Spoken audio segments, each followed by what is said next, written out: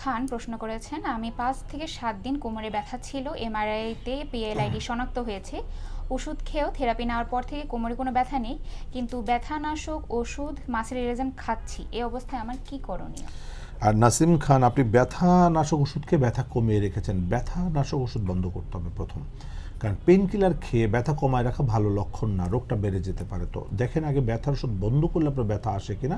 যদি আসে অবশ্যই আপনি ফিজিওথেরাপি করুন। ফিজিওথেরাপিতে যদি ব্যথা কমে যায় তাহলে বুঝবেন আপনার অসুখ ভালো হচ্ছে, রোগটা ভালো হচ্ছে। কারণ ডিসপ্লার যদি মাইল্ড হয় তাহলে আপনি একটু থেরাপি দিলেই ভালো হয়ে যাবে। যদি বেশি সিভিয়ার হয় সেক্ষেত্রে অবশ্যই এমআরআই করে দেখে দেন আপনাকে রেস্টের থেকে থেরাপি দেওয়া লাগতে পারে। ধন্যবাদ আপনাকে। দর্শক বুঝতেই পারছেন যে দীর্ঘদিনের পেইন কিলার বা মাসেল রিলাক্সেন্ট ব্যবহার করলে আমাদের কিডনি সহ বিভিন্ন ধরনের অঙ্গে বিভিন্ন ধরনের সাইড ইফেক্ট বা কমপ্লিকেশন, যেটাকে বলি আমরা, জটিলতা ধরা পড়ে। সেক্ষেত্রে অবশ্যই আপনি দীর্ঘদিন এই ধরনের ব্যথানাশক ওষুধ না খেয়ে থেরাপিটা কন্টিনিউ করুন। যদি ঠিক থাকেন তাহলে আলহামদুলিল্লাহ। এসপি হাসপাতাল, আন্তর্জাতিক মানের পূর্ণাঙ্গ ব্যথা নিরাময় হাসপাতাল।